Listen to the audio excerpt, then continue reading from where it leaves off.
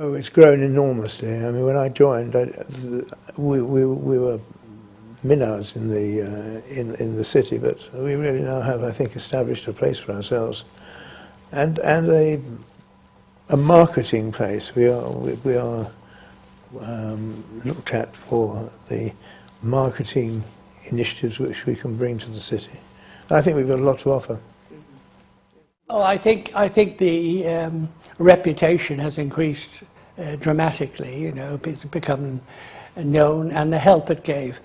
The other thing I did was to make an alliance with St. Paul's Cathedral, and I was very pleased with that because I got to know the Dean and all the people in the cathedral, and we set up a committee with them.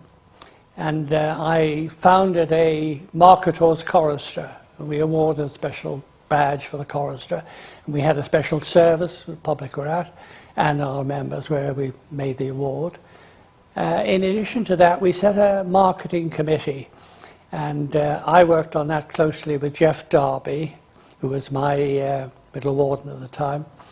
And I think we made quite a big contribution because we persuaded St. Paul's to charge for admission.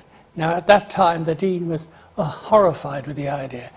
But you may not know that St. Paul's do not have large land property like Westminster Abbey. Westminster Abbey inherited a terrific amount of land revenue, and the fabric of a cathedral costs millions.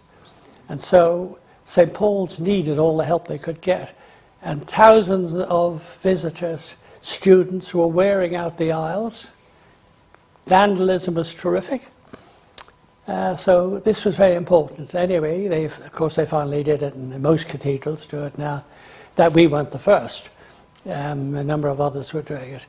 The other thing I did, which sounds minor, but made a major contribution, I had been using credit cards on the aircraft for duty-free sales. And I said, you've got all these tourists, they don't have much cash. Why don't you use credit cards? So persuaded them to do that, and that made a terrific difference to the sales in the shops. Small things, but very important. And when I retired as master, finished my year, Jeff Darby took over a committee running with them, and he made a great contribution in that area, I know too. So I was very pleased with that. We had to be careful because we wanted to keep our link with St. Bride's. But I just thought the link with the cathedral was on a much bigger scale and very important for us at that time. Well, I guess the big change came with Harry Druce's event, the 800th anniversary. That marked our card, I think, with the city. And they suddenly sat up and took notice. And things did change noticeably from then. And we had Paul Newell join us as an alderman, and of course we had the advantage of Lord Mays, who'd been involved beforehand and had become Lord Mayor. But Harry Druce's event made a big difference, and we suddenly got all kinds of invitations to get involved, in the sense that somebody would say, we're doing this, that or the other, can you give us a marketing perspective and can you help us? It's amazing the extent to which we were grown, and not only been accepted in the city, but our standing in the city.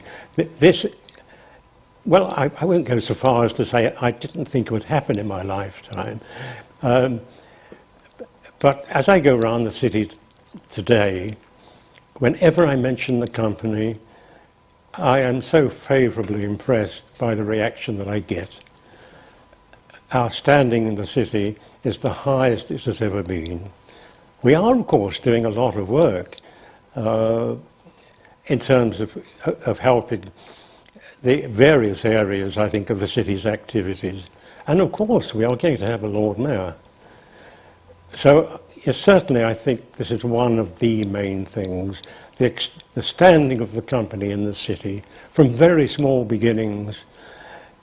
Because if I think back to the early days, when I went round in the city, they weren't aware of us, in fact. So they didn't have, we didn't have an image. Now, not only are they aware of us, we are, well, as far as I'm concerned, we have a very high reputation, which I'm sure will be enhanced, or has been enhanced, by Sir Paul Judge in his role as of the Alderman, and eventually as Lord Mayor.